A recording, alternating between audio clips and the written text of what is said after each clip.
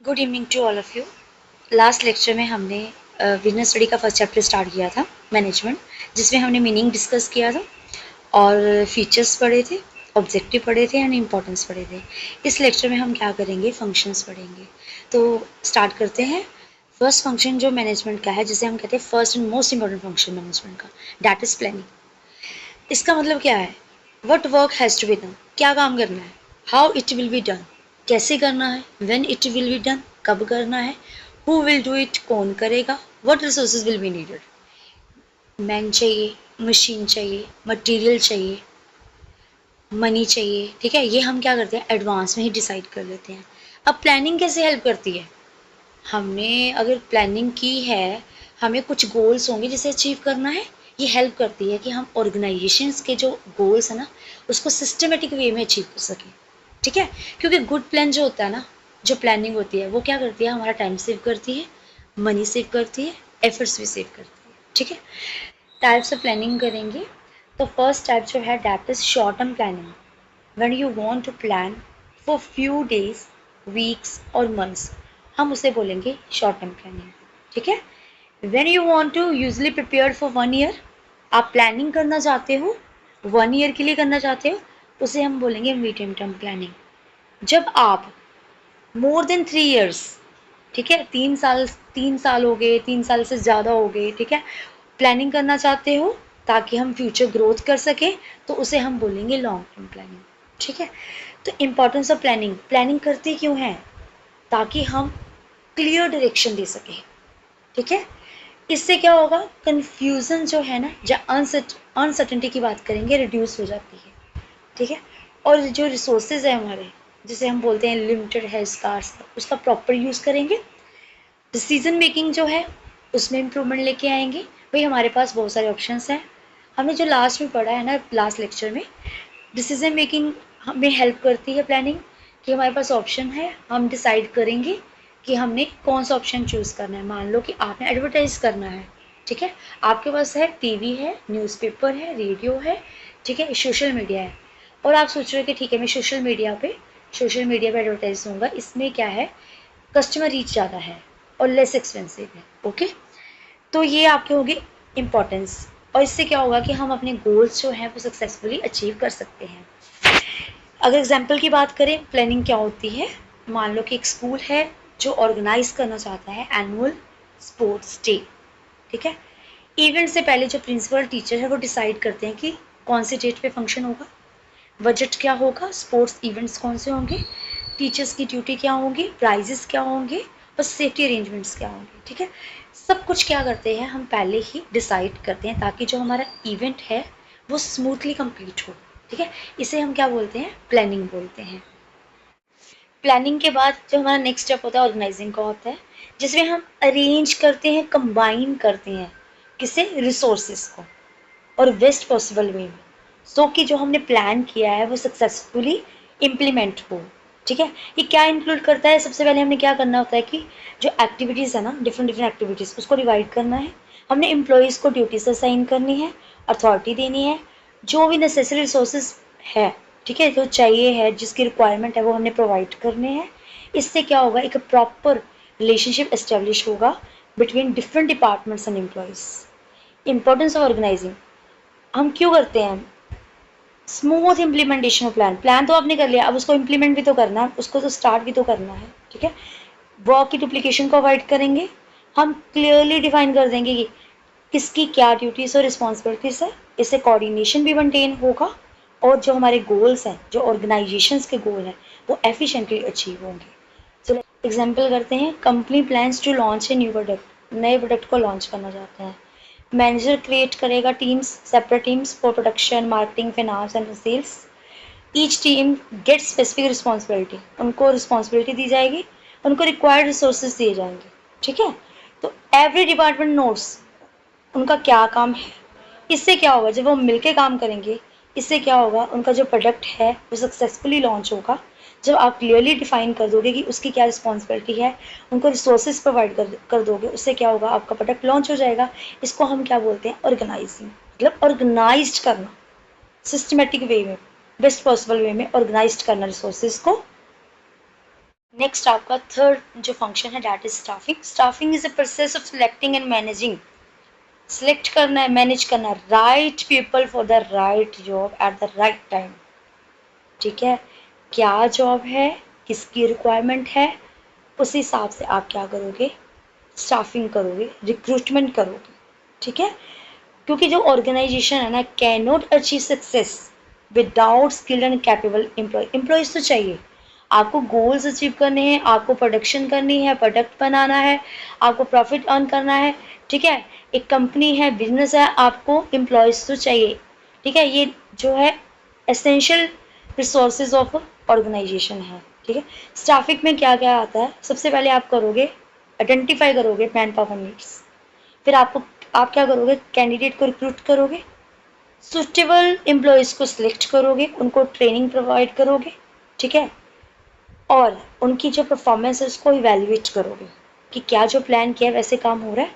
ठीक है, ये क्या करेगा, ये हेल्प करेगा ग्रो करने में, उनके करियर में भी और आपकी ऑर्गेनाइजेशन में. ठीक है, इंपॉर्टेंस ऑफ स्टाफिंग क्या है, क्यों करते हैं हम स्टाफिंग, क्यों करते हैं, ताकि ensures availability of qualified employees. कि हमारे पास क्वालिफाइड एम्प्लॉयज़ अवेलेबिलिटी होनी चाहिए. प्रोडक्टिविटी एंड एफिशिएंसी इंक्रीज होएगी, एम्प्लॉय का सेटिस्फेक्शन इम्प्रूव होगा, टर्नओवर रिड्यूस होगा. ठीक है, और ये क्या हेल्प करेगी, ऑब्जेक्टिव अचीव करने में हेल्प करेगी. मुझे ये बताना टर्नओवर क्या होता है, एम्प्लॉय टर्नओवर क्या होता है, वो रिड्यूस होना चाहिए जब इंक्रीज होना चाहिए. ठीक है, एग्जाम्पल हम बात करते हैं, new bank branch is opening. नई बैंक की जो ब्रांच है वो ओपन हो रही है. बैंक क्या करेंगे, ऑब्वियस है ना, बैंक की ब्रांच ओपन हो रही है, उसके लिए हमें कैशियर भी चाहिए, क्लर्क भी चाहिए, कस्टमर सर्विस ऑफिसर्स भी चाहिए, मैनेजर भी चाहिए, but according to their qualification. ठीक है, आपको क्या क्वालिफिकेशन चाहिए, आपको क्या रिक्वायरमेंट है, आप क्या करोगे, उनको हायर करोगे. ठीक है, आफ्टर रिक्रूटमेंट आप क्या करोगे, all employer receive proper training before starting. उनको ट्रेनिंग दोगे, है ना. ट्रेनिंग तो कई ऑर्गेनाइजेशंस में ऐसे होता है कि वर्क स्टार्ट करने से पहले उनको ट्रेन किया जाता है. ठीक है, ये एंटायर जो प्रोसेस होता है उसको बोलते हैं स्टाफिंग. डायरेक्टिंग, डायरेक्टिंग जो है इसके थ्रू क्या होता है कि जो मैनेजर है वो गाइड करते हैं, मोटिवेट करते हैं, सुपरवाइज करते हैं, कम्युनिकेट करते हैं एम्प्लॉयज़ के साथ, ताकि जो वर्क है वो इफेक्टिवली परफॉर्म करे, जिससे हमारे जो गोल्स हैं वो अचीव हो सके. ठीक है, आफ्टर प्लानिंग और organising and staffing, work will not move in the right direction unless employee receive proper guidance and motivation. कह रहे हैं कि प्लानिंग तो आपने कर ली, ऑर्गेनाइजिंग आपने कर ली, स्टाफिंग आपने कर ली, तब भी आपका जो काम है वो राइट डायरेक्शन में नहीं जा सकता जब तक एम्प्लॉयज़ को प्रॉपर डायरेक्शन, गाइडेंस, मोटिवेशन ना दी जाए. ठीक है, तो directing is a continuous process throughout the life of organisation. आपको डायरेक्शन तो देनी पड़ेगी एम्प्लॉयज़ को, है ना. एलिमेंट्स ऑफ डायरेक्टिंग क्या है, क्या मतलब इसका, कि गिविंग क्लियर इंस्ट्रक्शंस, उनको क्लियर इंस्ट्रक्शंस दो कि काम कैसे करना है. एम्प्लॉयज़ को सुपरवाइज करो, उनको मोटिवेट करो जिससे वो उनकी जो काम करने की प्रोडक्टिविटी है वो इम्प्रूव हो, इनहेंस हो, इंक्रीज हो. ठीक है, कम्युनिकेट करो उनके साथ. ठीक है, प्रोवाइडिंग लीडरशिप, ये सारे जो है वो that is elements of directing. Importance of directing, motivate employees to perform better. ठीक है, हम क्या करेंगे, एम्प्लॉयज़ को मोटिवेट करेंगे. हमने लास्ट लेक्चर में पढ़ा था कि एम्प्लॉयज़ को प्रेज करना, अप्रिशिएट करना इज़ वेरी इंपॉर्टेंट, ताकि वो अच्छा परफॉर्म कर सकें. उनको रिवार्ड देना बहुत ज़रूरी है. Improve team work. ठीक है, डायरेक्टिंग जो है वो टीम वर्क, कोऑर्डिनेशन मेंटेन रखती है. Ensure proper communication, helps employees understand उनकी क्या रिस्पॉन्सिबिलिटी है, उसको समझेंगे. Leads to achievement of organisation goal, इससे क्या होगा, गोल्स अचीव कर सकते हैं. एग्जाम्पल करते हैं, इस सेल्स मैनेजर क्या कर रहा है, उसने एक मंथली सेल टारगेट सेट करे. कई बार होता है ना कि जो सेल टीम्स वाले होते हैं उनके लिए टारगेट होता है कि आपने इतनी सेल तो करनी है.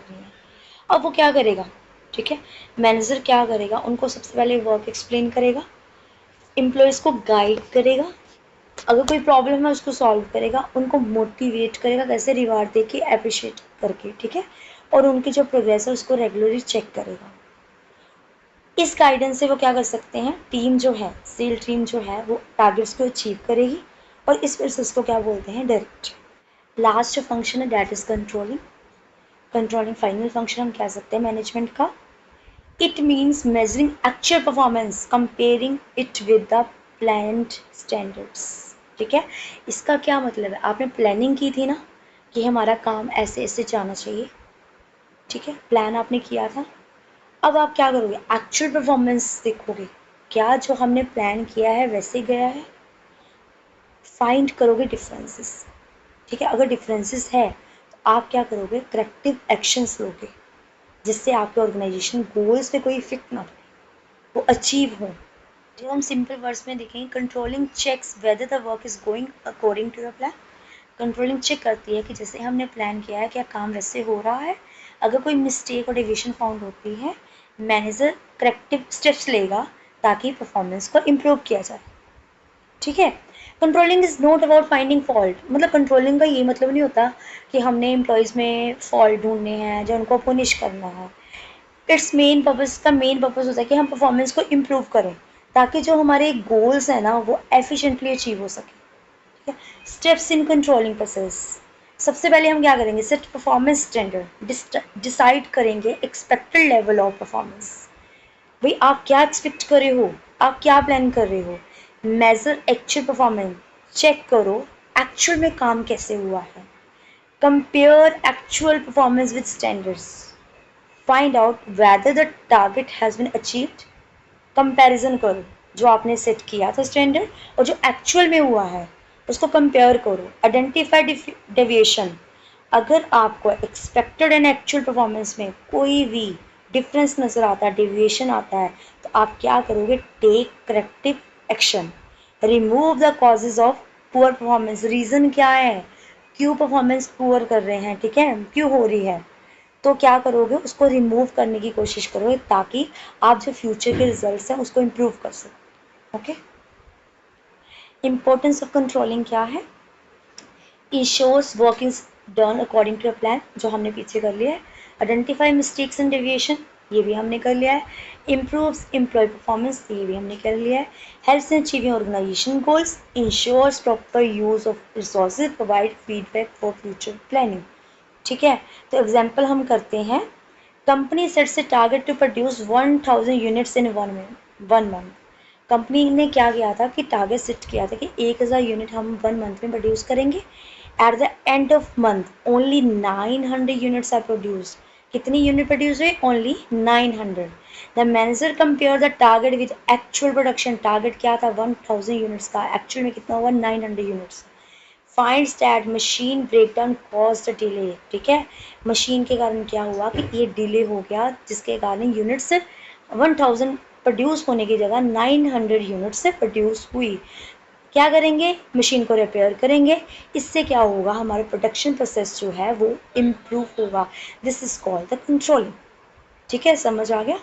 तो इजी वे हम कैसे रिमेंबर कर सकते हैं 5 फंक्शंस ऑफ मैनेजमेंट। सबसे पहले हम करेंगे प्लानिंग, डिसाइड करेंगे व्हाट टू डू, क्या करना है। Organizing, arrange resources and divide work, plan तो कर लिया है, अब वर्क को डिवाइड कर दो, रिसोर्सेज जो रिक्वायर्ड रिसोर्सेज उसको अरेंज कर दो। फिर आएगा staffing, select the right people for the right job, जो रिक्रूट करोगे, हायर करोगे, सेलेक्ट करोगे। ठीक है, directing guide and motivate the employ, आप उनको डायरेक्शन दो काम कैसे करना, उनको गाइड करो, उनको प्रेज करो, उनको मोटिवेट करो। Controlling, check the work and correct mistakes, आप क्या करोगे, स्टैंडर्ड के साथ एक्चुअल परफॉर्मेंस को कंपेयर करोगे, अगर कोई डिविएशन आता है, कोई मिस्टेक्स होती हैं, उसको करेक्ट करोगे करेक्टिव एक्शंस लेके, जिससे आपकी जो परफॉर्मेंस है वो इम्प्रूव होगी। ओके।